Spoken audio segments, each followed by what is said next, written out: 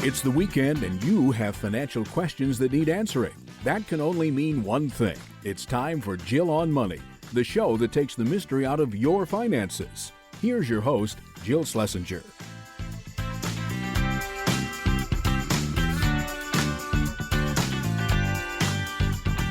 Welcome to the Jill on Money Show. This is the program that tries to take the mystery out of your financial life. Now, here's how we do that. We ask you to do a little bit of work, just a little bit, not a lot, gang, a little bit. Go to our website, jillonmoney.com. And while you're there, in the upper right-hand corner, you will see a Contact Us button. When you click that button, a form pops up. That's the email we receive, and you can ask us anything that is on your mind, from an immediate choice between one house or another, or maybe it's about a retirement question, or maybe you just need a way to take the pressure off of yourself, and you just need another set of ears and eyes on your situation. We're here for you. Mark and I are both certified financial planners, and we love this program because we love having your questions be the focus of the show. Not us, you. You guys make this entire show work, and we're always grateful for that. So in that spirit, it's time to get to you. Let's talk to Ben. He's on the line from Idaho.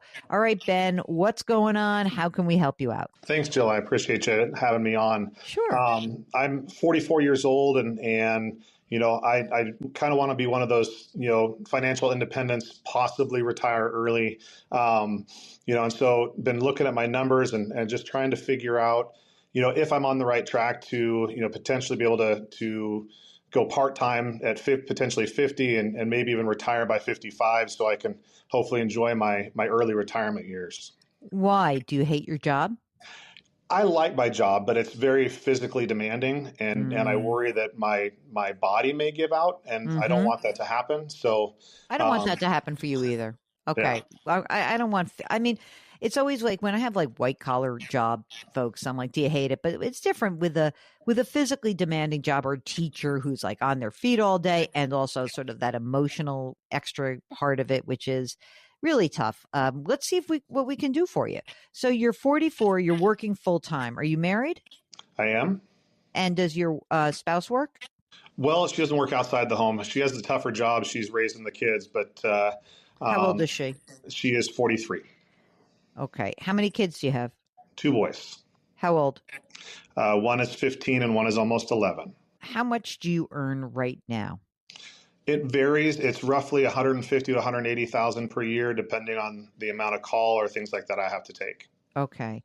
And will you be entitled to any pension, Ben? I wish I could say yes, but unfortunately, no. That's all right. Listen, we suffer. Have you set aside some money in a retirement plan already? Yeah, I've got a fair amount, saved in different ventures. Okay. When I look, I can go into depth if you want, but yes, I love that. I like to do depth. First of all, let me just do one quick question. Have you saved money specifically for the kids for college? Let's keep that separate.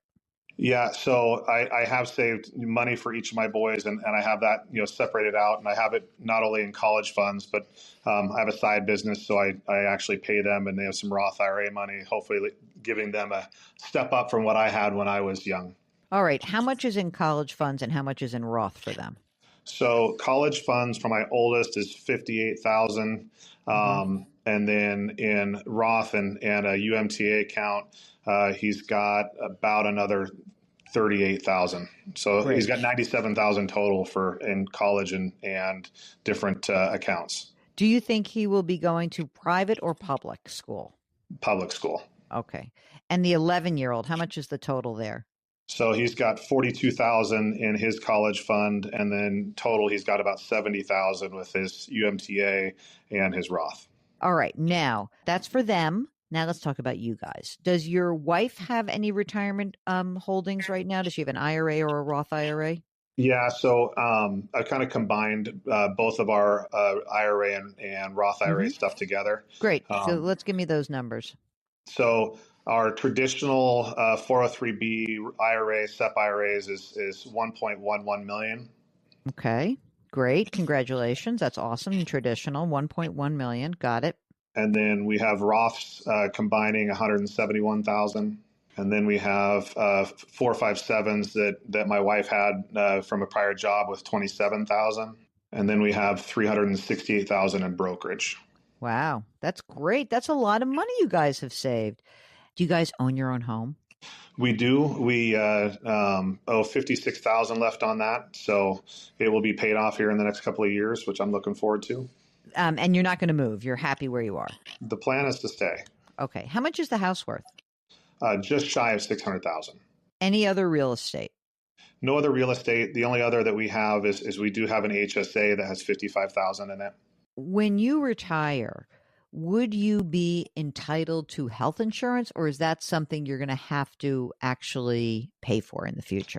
I will have to pay for it. So you said you sort of have a side hustle business. How much do you earn when you said 150 to 180? How much is the side hustle part of that? It varies from year to year. This past year, I was like 18,000. So it's usually somewhere in that $7,000 to $20,000 range. Okay. And is that what you're thinking you would continue? So if you said to me, okay, I'm good at 50 to go part-time, is that the amount of money you would make, or you think you'd get an actual part-time job? No, I would continue doing what I'm doing, but I would just cut back my hours, and it probably put me back to, about 100,000 for my overall compensation. Oh, okay. I got it. And then you'd keep doing the side hustle maybe, or not? As long as I can continue it to go, that would be the hope. So when you look at your spending, and I know you're saving a bunch of money, but the actual spending, what do you think you need to spend right now to live your life? Probably right around 6,000 a month is where I'm at. I'm hoping that will drop a little bit once the boys are no longer doing their competitive sports. Essentially, if for the next 6 years, right, you're 44, you keep socking away money in your retirement account. And are you putting money right now into a traditional or Roth? What are you doing currently? So I just changed it this year. My CPA said I could change it. So I'm now doing 8% of my salary into a traditional 403B, 8% into a Roth 403B to try to start bumping up my Roth stuff. Okay. And then my hope is to, when I retire early, to be able to convert some of the traditional stuff to a Roth. Okay. When you look at sort of the, when you say the spending, it could go down. Let's just keep it at 6, okay? Let's for the heck of it, right? And then let's also presume that when you turn 50 and you go part-time for 100,000, that you're essentially probably not going to be putting money into a retirement account, because you'll have that 100,000. You put up whatever do you have a match? Are you entitled to a match? Yeah, I do. What percent must you put in to get your match? 6%. So let's say that maybe at age 50, you go down to 6%, just so that you don't have to touch your assets, right? You just live on what you earn from age 50 to 55. We'll get back to Ben in just a minute. If you'd like to get on the air with us, just go to JillOnMoney.com and click the Contact Us button. You're listening to The Jill on Money Show, and we'll be right back.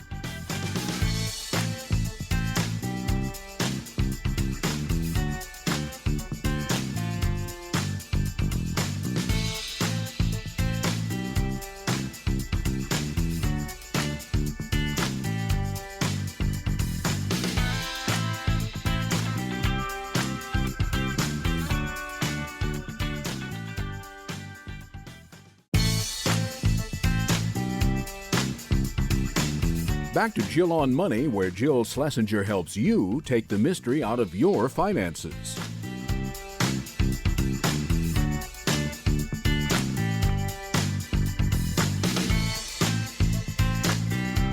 You're back. It's Jill on Money, and we are here trying to help you navigate your financial journey. I know so many of you are in the middle of tax season. It can be stressful. I get that. If you've got a question, we'd love to help you out. Just go to JillOnMoney.com and click the Contact Us button. And since we're talking about taxes, I would be remiss if I did not tell you about our next guest for Jill on Money Live. Now, just to go back a step, Jill on Money Live is our subscription service. For $45, you have access to quarterly live webinars, bonus audio and video content, and our entire back catalog. So again, $45 for the next 12 months. And that upcoming webinar, it's a good one. Ed Slott joins us on Thursday, March 6th at 7 Eastern Time. Ed is a CPA, an IRA expert, and really the master of all things Roth. But you can only join us if you are a member of Jill on Money Live. So check it out. Right now, let's get back to Ben from Idaho. And then at 55, you now can start looking at taking some money out and supplementing whatever that, I don't know, maybe you do your side hustle or not, but then you're supplementing what you need, right? And so and you figure like 55 to 65, 67, you want to do Roth conversions. I don't know if you should do Roth conversions. Maybe you should just take the money out and live on it. If you only need $6,000 a month, okay, and you got a whole heck of a lot of money in your traditional already, like, you know, you have $1 million, 1.11 million already, right? That's going to grow for, let's say that you really don't touch it for until you're 55 years old, right? So you got 10, 11 years here where you're just going to have that money grow. That traditional money is going to grow. Even if it doesn't grow by that much, even if we have a terrible 10 years in markets, it's going to grow. 2 million. And 2 million, 2 right? million. Right, Mark? In 10 years. Yeah. Yeah, $2 million. You have that money. And then I think that's the money. Instead of converting, you would just pull that money out and live on it, you know, and you'll be in I mean, it's today. I don't know what the tax brackets are going to be, but let's say we're going to pretend all the tax rates are exactly the same. You'd still be in your 22% tax bracket. You'd pull the money out of the traditional and you'd live on it. And you'd do that for, you know, a bunch of years, 12 years. At age 67, your full retirement age, do you know what your Social Security benefit is? I don't. I should have looked it up, but I don't. That's all right. All right. But I mean, if we looked at your, I don't know, it's going to be a few $1,000s. So if you pull the money out of your traditional in those years, right? Again, 55 to 67, you're just living on, you say, hey, I give myself permission. Instead of converting the money, I'm just going to live on it. I'm going to pay the tax anyway, live on it. And what we're trying to do is pull the money out of the traditional, pay the tax that's due, so that as you move forward towards like your 70s, we're trying to get as much money out of those traditional accounts as we can, because of course there is going to be this thing called a required minimum distribution. So, you know, one way to get around it is to convert the money. The other is just live on it and you'll be fine. Can he? What kind of account? Can he pull it out early without the penalty? Well, he'll be at 55. Right? Can we do the rule of 55? He's got a traditional. But is he still there working part-time in a reduced capacity? Well, he's there at age from 50 to 55. And we're saying at 55, he starts pulling the money out. Yeah, he's done. We're planning on, that's the question, right? Full retirement at 55. If not, it doesn't matter. If he keeps working. So Ben, if you were to just say like, hey, you know what? This $100,000 a year is awesome. I'm going to keep doing it. And you can just live on it. Then you might want to convert. But I mean, if our game plan is from 50 to 55, we just live on your part-time income, you fully retire at age 55, you leave your organization, you're pulling money out of your traditional. Your wife can clean up that 457 plan also. She can just take the money out. You pull the money out of your traditional account. Let's say, again, in today's dollars, let's just say you're going to pull out $110,000, $100,000 a year. You pay the tax that's due on it and you live on it. And you're going to do that from age 55 to 67. So you almost, you know, again, we don't know exactly what it's going to be worth, but let's say it is $2 million. You're going to like eat through half of your traditional account, which is fine. That's what it's there for. We're getting the money out. You live on it. You'll have your Roth. The money will keep growing in your Roth. You'll have your brokerage account. Money will keep growing. Whatever you're putting away for college is fine. You know, but I don't think this is a problem. I think this is oddly doable. Even though you're not like a bazillionaire, you don't spend a lot of money. You have done an incredible job of accumulating assets.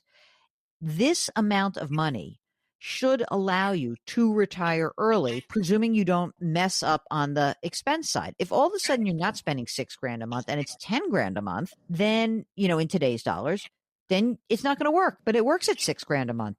It really does. I thought you couldn't get into your traditional 403B till 59 and a half. Can you take it out at 55? You have something called the rule of 55. There's no tax penalty if you leave that job after you turn 55. I guess the year you turn 55 or later. To me, this is one of those things we don't like to talk about a lot. Do you know why? Because we don't want people to take their money out early. But you are you're planning on it because you want to get that money out and you've saved a lot of money in there. So this is the rule of 55. And here's the actual rule. If you turn 55 during the calendar year, you either lose or leave your job. You can begin taking distributions from your retirement account without paying the early withdrawal penalty, the 401k or the 403b. You can do this. Only your current jobs account, not your other account. Not your IRA, but your current jobs account. That's right. Okay, which the lion's share of the money is in that current jobs account. Exactly right. Exactly right. It does not apply to individual retirement accounts. You have to leave the money in your current 401k plan. Penalty-free distributions, baby. Perfect. All right. Again, the reason why people are like, why don't I know about this? Because people like me, we're old curmudgeons and we don't like you to necessarily get all the money out that you can. It's a little scary to people like me because we've heard people like drain their accounts and then all of a sudden they're 70 and they're broke. I don't think that's going to be you. I feel like Ben from Idaho really does have his blank together. Am I right to assume that, Ben? You're not going to blow through all your money. I sure hope not. I work too hard to save it. I don't want to blow through it and be poor at the end of my life. That's right. So what are you going to do in Idaho? Just ski your tush off? What's going to happen for those years? Well, the retirement years, the hope is to be able to do a little bit of travel, spend some time with my family. My parents are still young, so I want to be able to enjoy the time that I have with them, and try to enjoy life and enjoy the great outdoors as much as I can while I'm healthy. Also, Ben, do you have all of your estate documents done? We got to protect your income for a while. You have a life insurance. What's going on with that? I have life insurance, and I have 5 more years on that, and then I'll have to re-up it. I do have my estate documents, but they are on the older side. So that's on my list this year is I need to have them updated because my kids are starting to get a little bit older, and they were younger when I actually started those. Okay, well, let's do that. I don't necessarily think that you need a ton of life insurance. If you could buy it through your employer and just, again, you're really just trying to protect those years from 50 to 55, right? So that if something happened to you in those years, you'd want to be protected. And so maybe if you could just bump that up a little bit, that would be helpful. Or maybe just look and see right now, if you went privately, what would a 10-year policy cost you just to add that little layer on top? So basically just to get to me until 55. Is that exactly right? Okay. I wouldn't wait 5 years until this one expires because it's going to cost you more money. Right. I would do it now for sure. Okay. All right. So like a $500,000 policy right now, see what it costs just for the heck of it. $500,000 level term, 10 years, 44. You don't smoke or drink or do anything bad like that, right? I mean, you could drink, but you don't smoke, right? No smoking. Try to stay healthy. All right. Keep staying. I feel like everyone in Boise must be healthy. I don't know. Maybe the whole state. I'm going to go for it. I've never been to Idaho. Should I come? If you like the great outdoors, yes, you should. It's a beautiful place. The mountains are amazing. Rivers and lakes are awesome too. All right. I'm going to put it on my list. That could be a place I come. This is great. All right, Ben, good luck to you. Go get some insurance. Don't lose your job and keep doing what you're doing. If you've got something going on in your financial life, big or small, lots of money, a little bit of money, it doesn't matter. We'd love to hear from you. Go to JillOnMoney.com and click the Contact Us button. You're listening to the Jill on Money Show, and we'll be right back.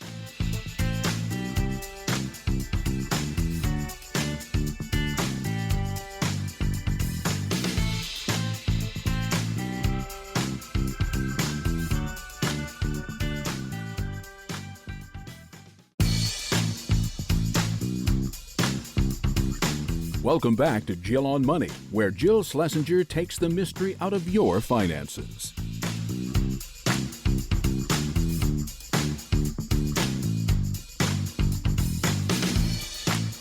You're back. It's Jill on Money, the program that attempts to take the mystery out of your financial life. If you've got a question, just go to JillOnMoney.com and click the Contact Us button. Let's talk to Will. He's on the line from New York City. Hello, Will. Welcome to the program. Hello, Jill. Hello, Mark. What can we do for you? Well, I have a good problem. I'm trying to determine what is the appropriate amount of money I should be spending on a new home I'm about to purchase. Oh, I happen to be I'm in a very lucky position. I have a good chunk of savings for the down payment. Mm-hmm. And I'm struggling determining what is too much, what is too little. I tend to err on the too little, on the low side. So, all right. Well, let's try to figure this out. So, Will, how old are you? I'm 52. Okay. Are you married, single? I am married with child. With children. Okay. And do both you and your spouse work right now? No, I work. Okay. And how old is she? She's 51. Okay. And how much do you earn right now, Will?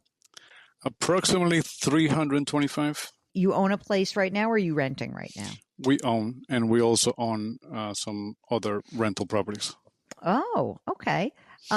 Would you sell would you sell to buy, or would you keep everything and just rent your primary going forward? The primary, I would not need to sell. I'm probably just going to keep it and continue renting it or keep it in the family. Oh, very generous. Okay. How much is the current home worth? Approximately $350. Okay. Mortgage outstanding or none? No mortgage. Of course. Mark, did I smell this from a mile away? Oh, my God. Okay. Rental property, 1 or 2? 3. Oy vey. Okay. Rental property number 1. How much is it worth?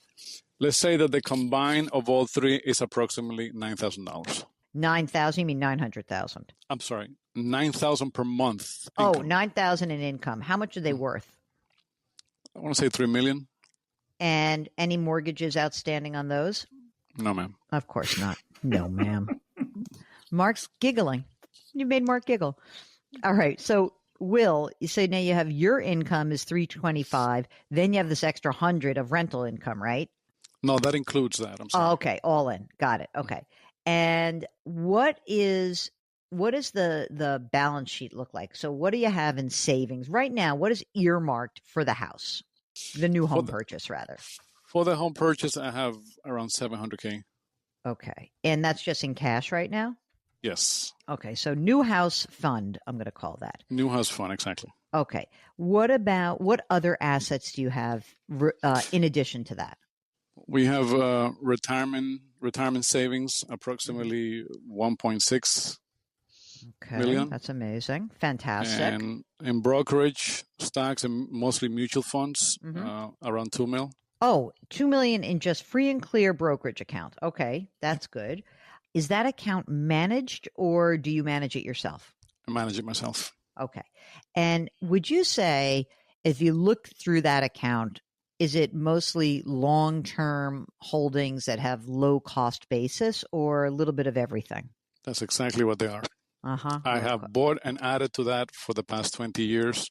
I started with $25 a month, and I kept raising it 100, 200. Amazing. Keep adding and not taking a penny out. And it's unbelievable. Like $2 million. Unbelievable. We are. I mean, it's just like you guys you should be the spokespeople for every investment company. Like, hey, I didn't start out with a lot. Like, I bet, like when you got out and you started, investing, how much were you earning? $56,000. Okay, right. So 20 years ago or 30 years ago. So and you just start small and you just keep adding to it. It's amazing. So is your belief that you would take the 700 and use that as a down payment and finance the rest? Like, what's your game plan? What are you considering? Yes, that's my hope. I want to, the range that I'm looking is between 900 and 1.x. And the X is what I'm trying to determine here. So with a 700 down, I'm looking at a mortgage of anywhere between 200 and 500 or 600. All right. Anyway, it doesn't matter. In the New York area, you'd be in conforming mortgage territory. I mean, I know it's a high mortgage interest rate, and that'll drive you crazy. But let me go on from here. Would you be entitled to a pension going forward or not?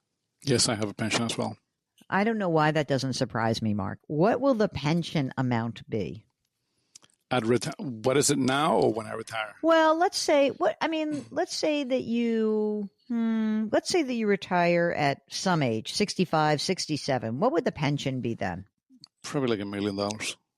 No, not cash value. I mean, on a monthly basis. Do you know that? Oh, on a monthly basis, I have not calculated that, but I would guess anywhere between 10 to 15K a month. Oh my God! I have not calculated that. I'm sorry. I apologize. You should ask your employer to give you that information, and I'll tell you why.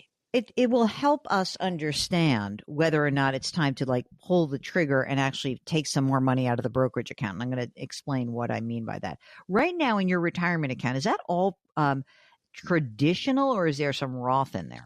95% is traditional. I just started shifting that to Roth for the same reason that you're thinking, because the taxes, the RMDs, that withdrawals are just gonna kill you.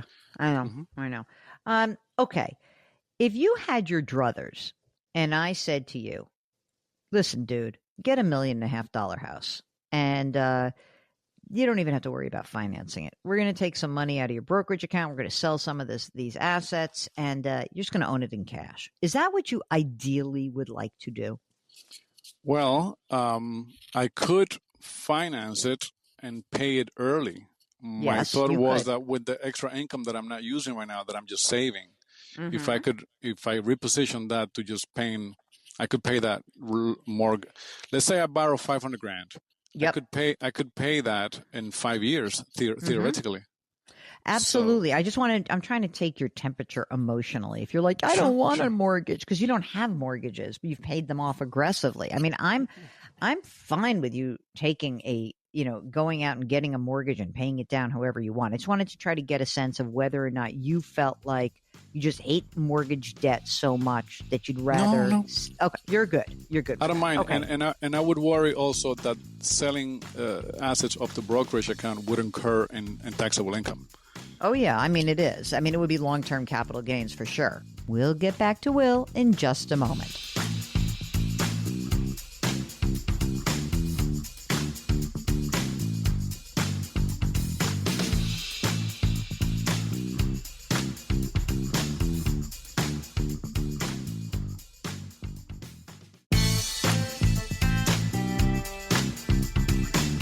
If you've missed any part of the show or want to check out a past show, go to JillOnMoney.com for more great personal finance content.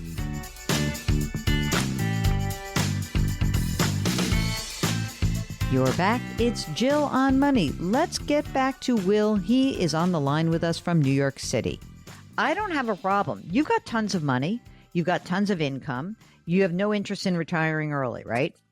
No, whatsoever. You're doing your thing. Everything is good.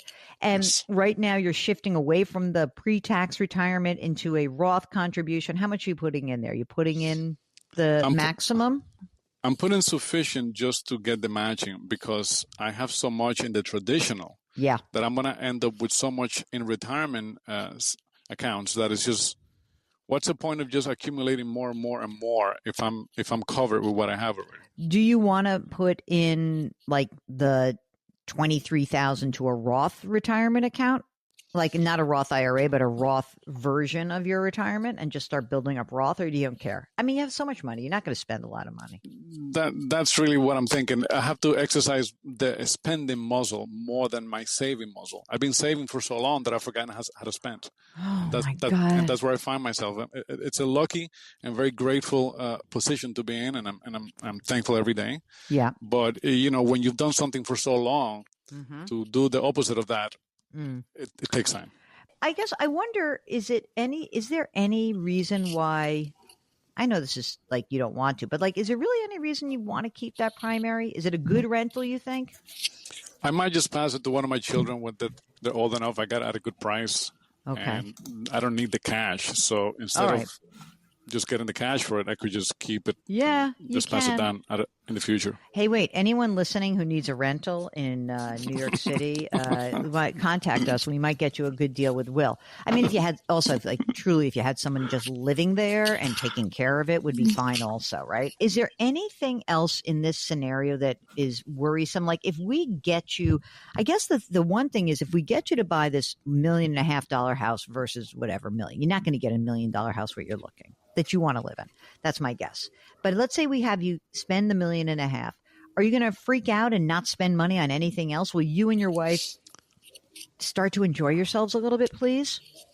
Yes, Jill. We very much will. All right. Because it doesn't seem to me like it makes a ton of sense to do all these shenanigans. We work really hard to help you get where you want to go, but then you have to give yourself permission to do this. Like, this is what you've done. You've spent a lot of time squirreling away money, living beneath your means. Like, all of this is great.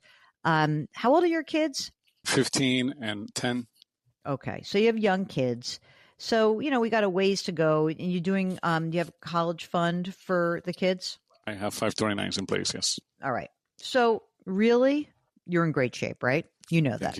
Thank you. My other question was about where to park the extra cash that I have right now, whether to put it in brokerage accounts or use a Roth IRA, cash that I'm not using or that I'm not going to use for the foreseeable future. Not associated with the new house purchase, beyond the new house purchase. Beyond, yes. Beyond. I mean, it's like almost irrelevant. You could certainly do a Roth. You could certainly just throw it in the brokerage account. If you want to keep it liquid and you want to maybe have it available. I mean, look, if by the time you find your house, if all of a sudden, weirdly, mortgage rates are at 8% and you're like, oh, I want to put a little bit extra money down, you may want to have access to it. But if most of in your brokerage account, most of it is equities, and you want to have some that's safe, I'm happy to have you have some money in money market, or even just have, you're a New York resident. New York Municipal Bond Fund is actually not a bad idea for someone like you, because your income just is, it's putting you into a place where, between the federal, the state, you're still in the city, that, you pay a lot in taxes, relatively speaking. Understood. So I would check that out. And my other concern was insurance, Ms. Jill. Presently, I have term insurance up to 2029. That's 5 more years. And you know my age. Yeah. This concept of self-insure, where after a certain point that you have enough cash, you don't buy any more insurance. Does that make sense? Yes, absolutely. Okay. Do not buy any more insurance. Do you have your estate documents done? You have your estate planning done? I do. Yes. Then you're in great shape. Mark, I'll tell you what. These people are going to cause us to get all this kind of hate mail. But when we get off the air, I can't wait to find out what Will does for a living. Because sometimes we ask you the nosier questions when we get off the air with you just to find out. But I just want to follow up on yesterday's call, our friend from Philly. For everybody who's like, oh, this guy, he was living large. He actually wasn't. He was a guy who was saving from such a young time in his life. And, he wasn't in a big money business. So I bet that's what the case is with Will. I'm going to find out any second. That's a common question, Jill, from listeners. We get a lot of emails. Can you ask these people on the air what they do for a living and how much they make? Will, do you feel comfortable saying which sector you're in? I am in technology, but what I want to say is that behind those savings, which I'm super grateful for, as I've said, there have been a lot of sacrifices for many years. I manage I do the maintenance on all my properties myself. I clean a lot of toilets. I cleaned a lot of floors.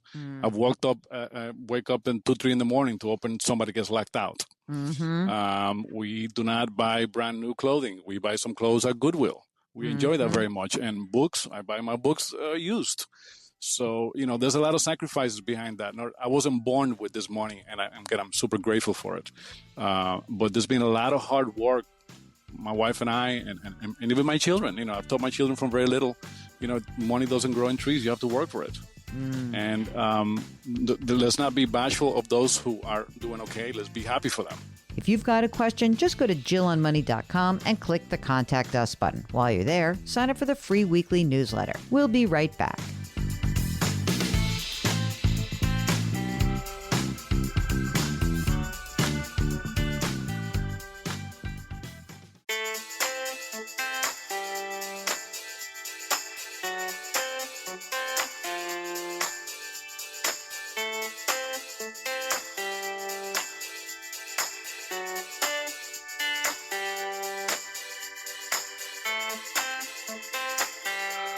Welcome back. This is the Jill on Money Show, and we are here trying to help you make better, less bad, maybe just more considered financial decisions. So many of us stress out about our finances. You're not alone. We are here for you.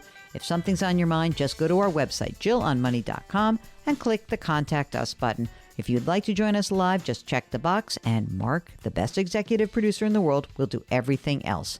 So let's do an email right now. This is from Mary, who writes, I've followed a lot of your advice, and now I want to ensure I correctly guide my son. He's 28, single, and recently started a new job after completing his graduate studies. He makes $125,000 a year, and he took my advice to start off by putting 10% of his salary into his 401k, which does have a generous match. I've recommended that he use the Roth option, but the tax deductibility of the traditional 401k appeals to him. He also has about $25,000 in a Roth IRA and $60,000 in a brokerage account. He's renting right now, no near-term plans to buy a home. He has no debt, and he is a frugal guy. I don't think his new salary will change those habits much. I'd appreciate your thoughts on the best steps for his new life. Well, I think he should just continue following your advice, Mary. I agree with you that I think a Roth would be much better for him. He's so young, and over the course of his life, that money that will have already been taxed will grow by so much. And what a benefit to be later in life and not have to think about paying taxes that are due. And after all, we have no idea where tax rates are going in the future, but I have to believe that they're likely to go higher, not go lower. And he may be making more later in life. So I'm with you. I think it sounds like he's done a great job so far. He's got the emergency reserve. He's got the brokerage. He's got the Roth. Now it's time for him to really push it by making those 401k contributions Roth contributions. If you've got a question about Roth versus traditional, or maybe you're just trying to help guide your adult children, or maybe even talk to your adult parents who are a little bit older, just go to JillOnMoney.com and click the Contact Us button. We'll be right back.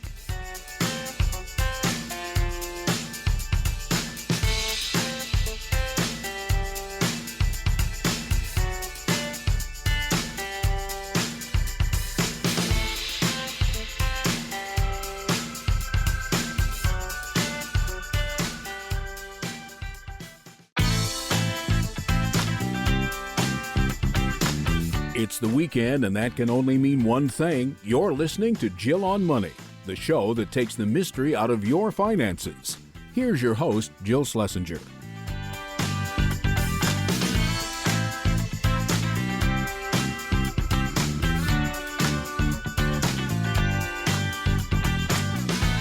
Welcome back. It's hour number 2 of the Jill on Money show. If you've got a financial question, we'd love to help you out. Just go to JillOnMoney.com and click the Contact Us button. When that form pops up, complete it. And if you'd like to join us live, all you need to do is check the box. While you're on the website, check out all the content that lives there. We've got 2 podcasts. We've got a blog. We've got videos. We've got resources. And you can sign up for our free weekly newsletter. It comes out every Friday, and Mark does a great job with that. Right now, let's take an email, and this is from Anonymous. This is a little bit of a, I would say, a big picture question, which I've never received ever. So let me just read the subject, which says, how to protect some assets in case of authoritarianism. See, I've never gotten that question before. Hi, Jill. I'm not a paranoid person typically. I do reasonable things to prepare for reasonable risks. I have health insurance and life insurance. I buy battery-powered lanterns and weather radios for storms. Me too, I do that. I have Red Cross backpacks. I've got about $300 in cash, my essential documents, and some basic supplies ready to go. I don't have a generator. I keep my money in banks. I don't have food to survive an apocalypse. I don't have any weapons. But I am feeling vulnerable to what I see as fast-moving authoritarianism. How can I protect some of my assets if the government decided to take them away? Don't really rich people put money in the Cayman Islands or something? If I move to another country, my spouse is a dual citizen, is there a way I could access some of my funds? Basically, how could one prepare for the sudden disappearance of all your money, like what happens at the beginning of The Handmaid's Tale? By the way, that book is frightening, but the series is even more frightening. All of our money is currently in United States institutions. We have a checking account with under $20,000, a savings account with $100,000, retirement accounts of $1.2 million, and $470,000 in non-retirement mutual fund accounts with Fidelity. Also, we've got $10,000 in 529 plans for our young children. We owe $15,000 on a car. My spouse is working on getting a European passport. I could probably get citizenship in Israel if necessary. Am I crazy?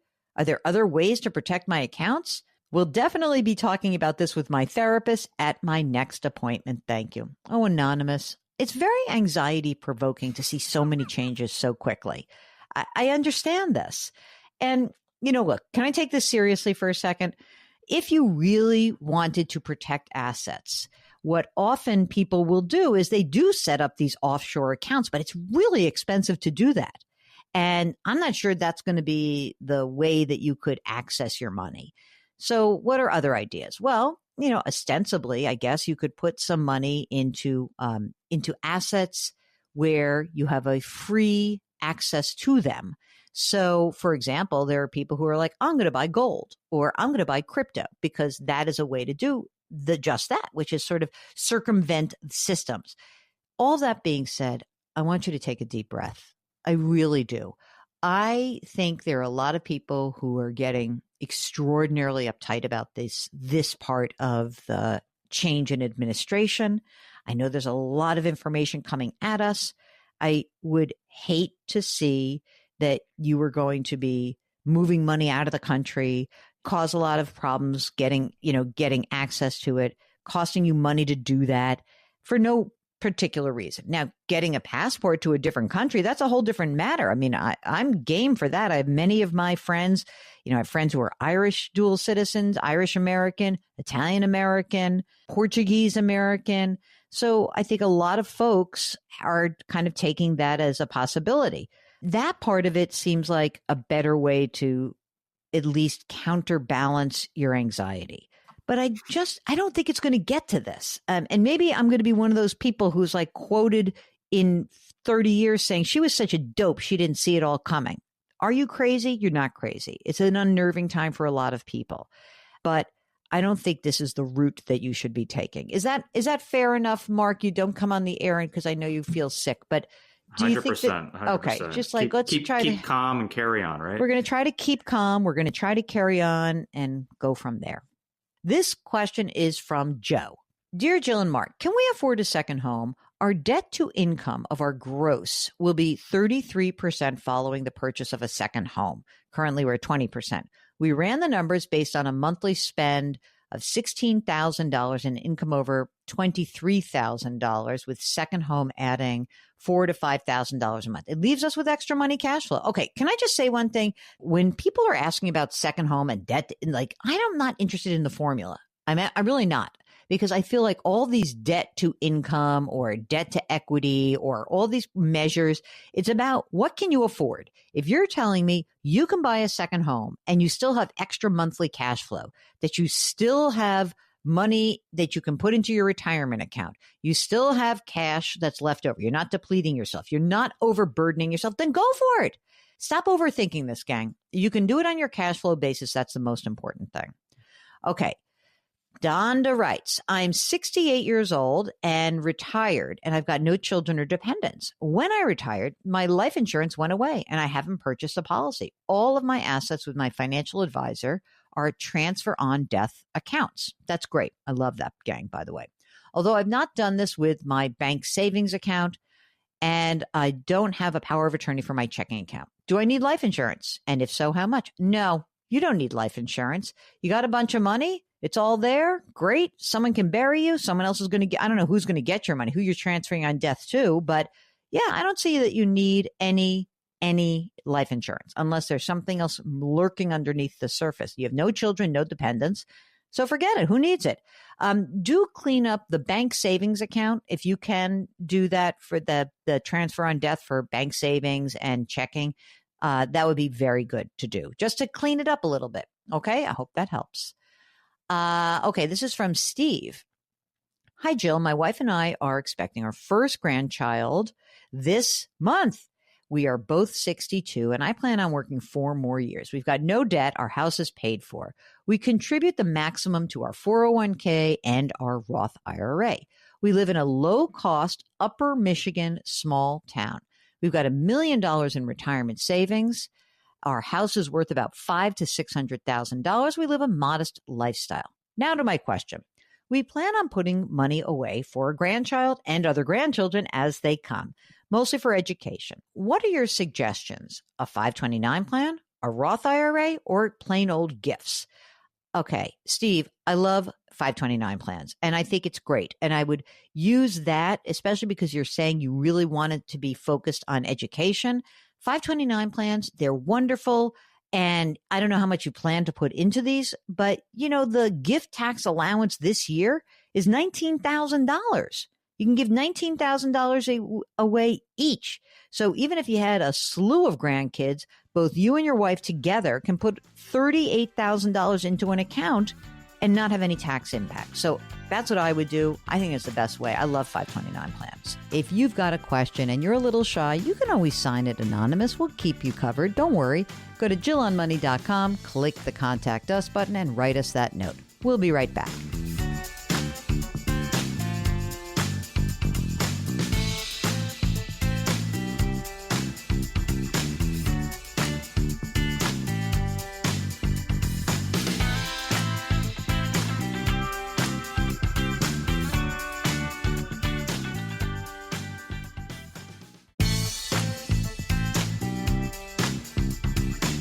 Back to Jill on Money, where Jill Schlesinger helps you take the mystery out of your finances.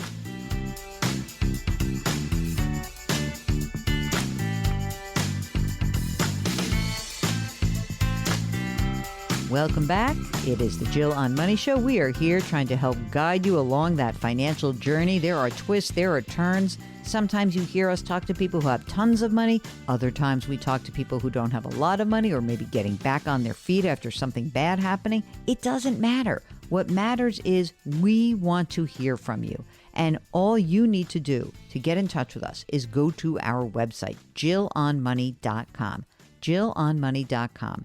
And click the Contact Us button. It's in the upper right-hand corner, no matter where you navigate on our website. When that form pops up, complete it. If you'd like to join us live, check the box. Executive producer Mark will do everything else. And then we can really find out what's going on for you. And that's really the most important part of this program. You guys, you make the show. It's not us. Yes, we have the credentials. We've got the certified financial planner designation. But your stories and your lives are really the driving force. So right now, let's talk to David. He is on the line from Michigan. Well, thank you for taking my call. Sure. I gave you a breakdown of the situation where I'm at as far as finances, and I'm just looking to get a second opinion on my process of what I'm thinking. Okay, so can we ask, since I'm looking at the email that Mark just forwarded to me, but let's talk for everybody else. They've got to learn about this. So you live in Michigan. How old are you? I am 62. Okay. Are you married, partnered? What's going on? I am a widow of 4 years. Oh, man. That sucks. I'm sorry. Okay. Are you still working full time? I am working full time. My plan was to work till 65. It's only 2 miles from my home, and I'm able to work 2 days a week from home. So that's pretty good. So how much are you earning right now? About 120. And is that enough for you to live the life you want to live? Oh, yeah. Very much so. And so you work full time until you're 65 and then to completely call it quits, or would you work part time? What do you think? I'm going to call it quits. Okay, gotcha. All right. Tell us about your home, which is only 2 miles from work. How much is it worth? It's about $425,000. Do you have a mortgage outstanding still? No. Okay. And any other real estate that you own, rental property, anything like that? I currently bought a cottage last year. It's a money pit. It's like one of those beautiful projects. So we'll just call it a hobby. How much did you pay for that? $220, and it's $300 now. And any mortgage? No. Wow, you paid outright. So it's, but it's a money pit. It's already gone up in value, so that's good. It is. It's just a lot of improvements. It's been one of those that have been neglected over the years. So. All right. Well, between your two homes and your life right now, how much are you spending? What's the need that we need to consider for your retirement? About 3,600. That's it? Yes. Wow. Okay. And no idea around, like, you're not going to sell your house, move into the cottage full time. You're going to keep both of these, right? That is correct. Okay. Do you have kids, grown? I do. I have a son and a daughter that are launched and still trying to figure out life. Okay. But you're not paying for anything. No, ma'am. We just had someone say that their kid was 85% launched, which I thought was funny. What have you saved so that we can figure out how you are doing and whether you're on track for the 65 retirement age? What have you saved in retirement assets? 401k traditional is about 660,000. Wow, that's good. Roth in 401k is about 1.2 million. What? Holy moly. Okay, you're done, but let's keep going. Why not? Since the tax brackets have been so low, I've been doing conversions. Great. And then just a traditional savings in the credit union, 220,000. Oh, that's great. What's your Social Security benefit? At 67, 3,000. Okay. At 70, it's 3746. And will you be entitled to any pension benefit? I will not. Okay. And are you in good health? Do you feel comfortable right now? How are things going? Yeah, it's manageable. Yeah. Okay. I feel good. What will be the plan about Social Security claiming? What do you think? For me, I am going to take it at 70. Mm-hmm. And at 65, because I can get Medicare, I'm also eligible for survivor. Oh, right. Okay. What's the survivor benefit? It's about $22.27 a month. So you work for a few more years, 65, you get a couple $1,000s coming in, right? And then at that point, between 65 and 70, are you thinking that you'll keep pulling money out of the converting or just pull money out straight away from the 401k to subsidize the difference between your need and what's coming in from the survivor benefit? I guess maybe that's a question. Should I still do a Roth conversion or just take it out of my traditional and offset my costs? You've done such a great job converting, and you'll be in a very low tax bracket. I'm not scared of the converting even more. I mean, I know you've got this 220 grand in savings. Do you have a brokerage account also or not? Well, that was the next question. I was thinking of if I just started taking out of my traditional 401k and offsetting my costs, I then also could create a brokerage account, maybe for funds.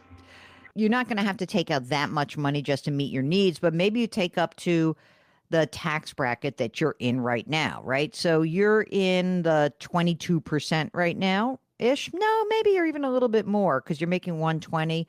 You're 22, 24. I would at least take you're filing single. So I would at least take as much money out of your 401k up to the top of the 22% bracket, which is just over 100 grand. I think it's a little bit more now with the inflation adjustment brackets right now. I would do that. I'd live on what I need, and the balance, if whatever you don't need, I'd go right into the brokerage account and I'd put a few funds in there. You know, you said that the cottage is a money pit. Is there some reason that we'll need to spend down some of those savings anyway on the cottage?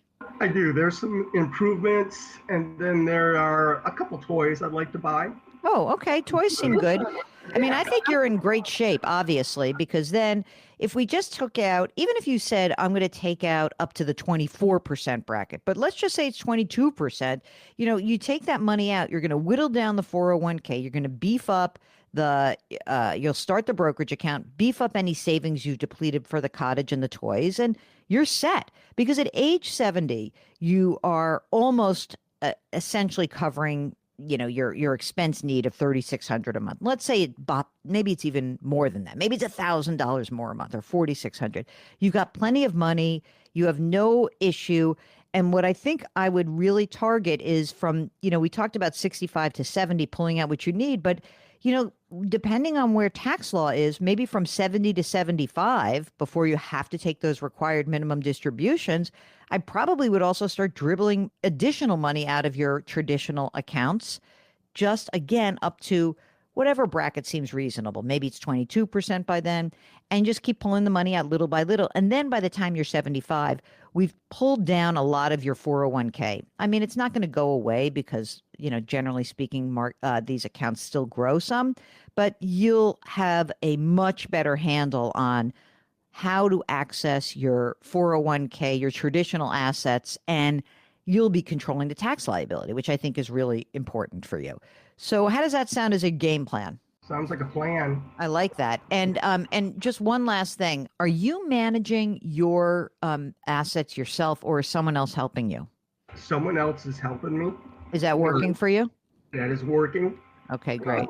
I'm less than 0.98 basis points all in. Oh, great. So it's like a 1% fee. And are they doing the planning for you also? They're working on it as Good. well. But this is basically my plan, is what I'm thinking. Have you been contemplating a big change, a small change, anything that impacts your finances? Get in touch with us. Go to JillOnMoney.com and click the Contact Us button. We'll be right back.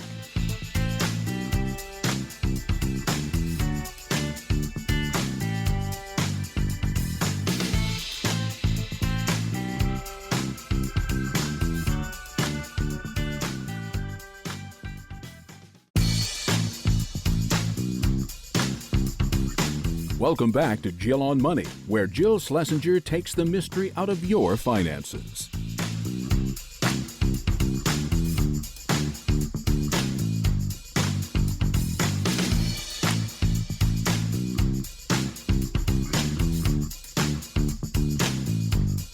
You're back. It's Jill on Money. And as tax season continues, have you been thinking about Roth conversions? Have you been thinking about qualified charitable distributions? Wondering what to do? You should join us for our next webinar. It's with Ed Slott. He is a CPA, IRA expert, and really a master of all things Roth. To learn more about that webinar, go to JillOnMoney.com and click the link for Jill on Money Live. Okay, now let's talk to Robert, who joins us from Buffalo. Hi, Jill. How are you this morning? Great. So we are fast approaching retirement age, my wife and myself, and we're looking to make sure that we have the right financial plan in place. And more importantly, we're looking to get guidance on what we do for health care if we retire early. Oh, okay. So are you both still working full time? We are. How much do you guys earn? A little over $225,000 combined. Okay, that's great. And how old are you? I just turned 56. My wife will be 56 in the summer. Oh, youngins to talk about retirement. And are either of you entitled to a pension? Neither of us have a pension, but we both do contribute to a 401k. Okay, great. So when you say fast approaching retirement and thinking about maybe even early retirement, what does that mean to you? What age are you kind of putting out there as at least a possibility? So if possible, I would like to retire at 59 and a half. Okay. My wife is okay working a little bit longer, but I definitely want to retire as soon as I could. Okay. Maybe you can retire before that. If I said to you, oh, you know what? Give your notice at the end of this year. Would you want to do that? No, I think I'd want to wait until she's closer to retirement just so we do it together. Okay. So both of you will just sort of say 59.5/60 for both of you. Yes. Okay. Got it. All right. Now, any kids that are that you got to take care of, or parents you have to take care of? Anything going on there? No, we have 3 children, but all of them are adults. And they're all doing fine? They are. Okay, great. Now, let's talk about a few different factors here. So how much have you saved in retirement funds? So combined for both of us, we have just under $1.3 million. Okay. Is that traditional or Roth? Traditional. Okay. And any Roth assets? I have $15,000 in a Roth that I started a long time ago and haven't contributed to in a while. Okay. And how about any old IRAs kicking around? No. Okay. How about a brokerage account? Do you have one of those? I do not. And what about just plain old cash savings, money in the bank? So we have about $200,000 in the bank. Mm-hmm. I also have a fund. It is a 10-pay fund that I started 11 years ago. Okay. It has a cash value of $60,000 and a death benefit of about $300,000. But did you buy that as an insurance product or as an investment product? A little bit of both. I bought it as an insurance product when I was younger, but now that we're older and we have additional funds where I don't think we would need it as an insurance policy, we could definitely use it as part of our retirement funding. Gotcha. That sounds great. Okay, so how much money are you contributing to your retirement accounts right now? Are you maxing out, or with the catch-up contribution? What are you doing? So we're not maxing out with the catch-up. Last year we put about $40,000 into our 401k. Okay, and will you continue to do that until retirement, you think? Yes. Okay, and you own a home? We do. What's it worth? About? Around $550,000, and we don't have a mortgage. Okay. I like no mortgage for this purpose. Now, do you look ahead and know what the Social Security benefit is going to be? And do you have a game plan on when to claim? What are you thinking right now? I know what the benefit looks like. We're looking to claim right at 62 and take it early. Why? Are you in bad health? No. Not in bad health. I just don't know if holding off, the additional benefit, I'm not sure I would make up through my lifetime. All right. Do you happen to have the 62 and the 67 numbers, like the benefit numbers in front of you? I have the 62 numbers in front of me. Oh, okay. Combined for my wife and myself, it would be about $50,000 a year. I don't have the other number with me. All right. What do you need in terms of income as you guys are living? Again, I know you're making $225,000 now. You're putting $40,000 into retirement funds. You're paying taxes. But what about your actual expenses? The house is paid for, but it still costs money. So what is it that you're spending right now? So the only set amount we have is our taxes, which are about $12,000 a year. We were planning on having about $120,000 a year in retirement. You want $10,000 a month in income? Yes. Okay, that's going to be kind of hard. Is there any other income that you have not told me about? No. Okay, so I want you to think of a couple of things. First of all, unless you tell me you're in very bad health, claiming at 62 is a bad idea for you. First of all, your wife is she also in good health? She is. Okay. So with her life expectancy, she has to wait until 67. You take like a 20% reduction on your Social Security benefit by claiming early. So even if we just got you to 67, I think your 50 would go up to about 60 between the two of you. Is that about right, Mark, do you think? Yeah, I would think so. Yeah, I mean, if it's 50 now, it's 62. Yeah, I would think it would jump up to that. Okay. So, and for you, the downside is if you happen to die before you reach, say, age, what's the break even now? It's probably 79, 80. Then you would lose out. But waiting will essentially give you a bigger chunk of money that will be inflation adjusted for the rest of your lives. And so I think that becomes a very important thing. Claiming early really does rob you of this very strong benefit. It's one of the things that we really worry about people claiming too early. So unless you have to claim at 62, whether you have bad health or you have no other money, then that is a problem. We'll get back to Robert in just a minute.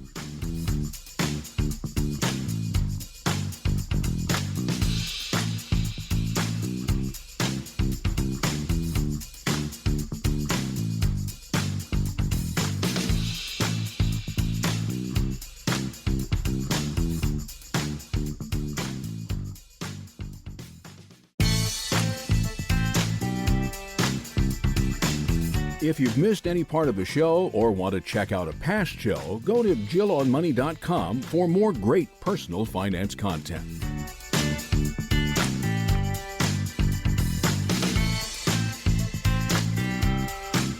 Welcome back. It's Jill on Money, and we are here just trying to give you a little bit of space to air whatever is on your mind financially. If you've got a question, go to JillOnMoney.com and click the Contact Us button. Let's get back to Robert from Buffalo. Are you going to be mad at me for saying I really need you to work longer? Not at all. Okay. Mark is laughing at me. We're 3 years away from retirement, or let's say 4 years for you guys, okay? So let's say that your retirement funds and all the money you have, like the $1.3 million, you've put in a bunch of money for your contributions. The markets do well, but not great. So then you have, let's call it, Mark, you think it's fair to say $1.7 million with their contributions plus market increases? Yeah, I just did them contributing, 40-ish grand a year, conservatively 1.7. Okay. So 1.7 million for 3 years. Okay. So for 3 years, what happens with that is a chunk of money that you would pull out of your retirement account that would be like consistent, like you could pull out, let's say you pulled out 60 grand a year for the rest of your lives. Okay. So you would say, I could pull out 60 safely. And I mean safe, we call this a safe withdrawal rate. And I didn't even use like the scary one. I did like 3.5%. Even if you did 4%, this is taxable money to you. So even if I said $1.7 million, what I'm doing, everybody, is to say, if you were to have $1.7 million in a retirement account, okay, and I pulled out 4% of that a year, okay, what would that be? That would be $68,000 a year. You'd have to pay tax on it. So it would, probably net you closer to 58, I guess, ish, let's call it. That might make it with your 60 grand a year if you're both in, claiming Social Security later, but then we don't have the money. Like there's a gap. And to me, the worry that you have, which is about health care, is not the worry. My worry is you don't actually have enough money to safely retire. And that to me is the real crux here.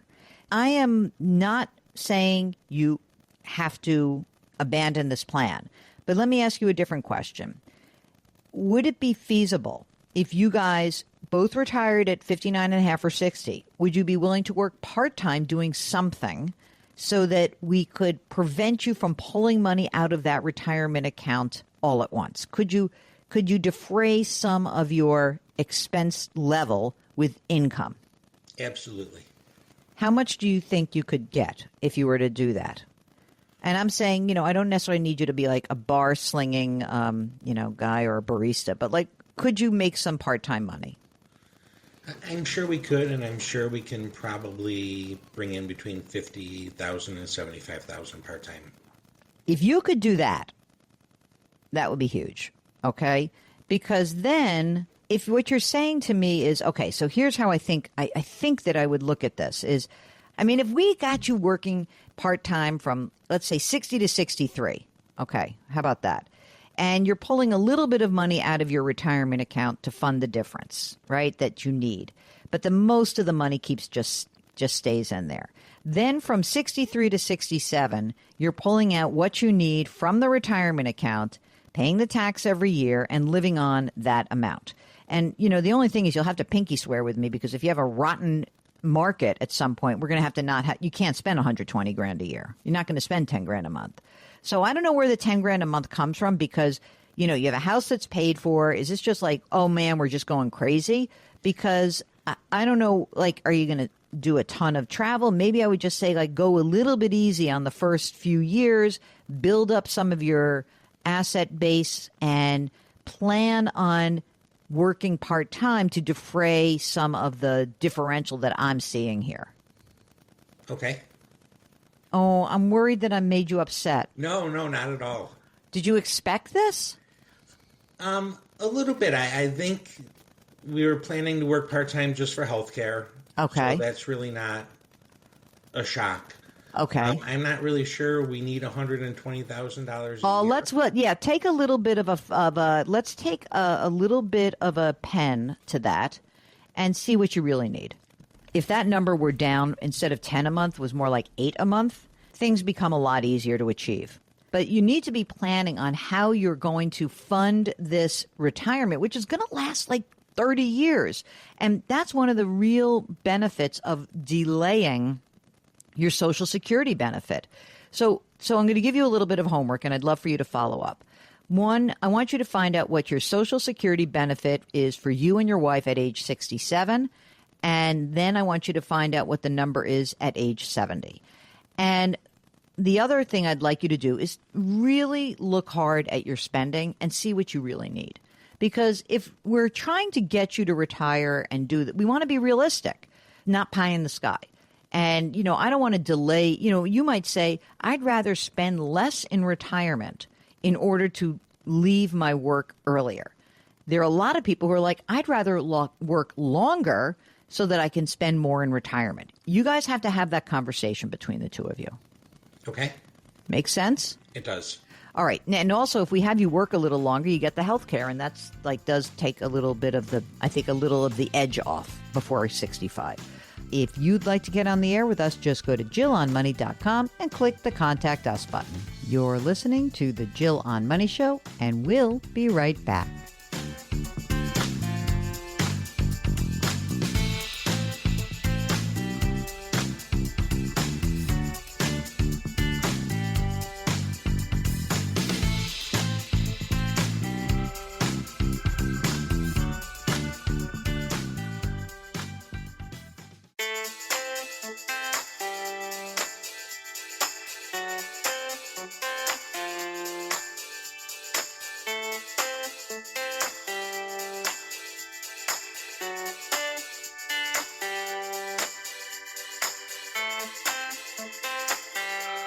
Welcome back. It's Jill on Money. We are here answering your financial questions. Sometimes we're sort of like financial therapists, giving you permission to maybe pursue a certain path that you're kind of scared about. If you need some assistance, you need some guidance, just give us a holler. Go to JillOnMoney.com and click the Contact Us button. Before we finish the program, I want to answer an email. This is from Jeff, who writes, I've been watching your content on YouTube, and I love the message around simplifying things. I have accumulated lots of different ETFs, exchange traded funds, in multiple accounts that probably have redundancy, but I'm not sure how to simplify without all kinds of capital gains. Well, Jeff, this is a very common problem. I think the first thing to simplify the situation is to make sure that you are consolidating all like accounts. What do I mean by that? All of the taxable brokerage accounts, just pick one place to do business. All of the retirement accounts, maybe one place will hold the Roth assets and one account to hold all the traditional retirement account assets. That's the first step in the consolidation process. Now, of course, if you have exchange traded funds and retirement accounts, no problem, no tax liability. I think what you're really focusing on are the brokerage account assets. And sure, there could be some duplication, but you don't want to necessarily trigger a tax liability without at least considering whether or not you're willing to pay that right now. Maybe you'll find once you put everything in one place that one position has a pretty minimal tax liability, and it's worth selling for the simple ease of management. You didn't mention how old you are. Maybe if you've got huge gains in everything, then we just kind of let things stay as is. But when you add to this account, you only choose the funds that you really think are the keepers. I hope that helps, but if you need a follow-up, get back in touch with us. Well, that's it. That's the program. Remember, all of our content lives on JillOnMoney.com, and that's where you can get in touch with us. Our music is composed by Joel Goodman. Mark Talercio is our executive producer and king of all things web, and we always ask that you try to do something nice for someone else today. Change your work, change your wealth, change your life. Thanks for listening, and we'll talk to you next week.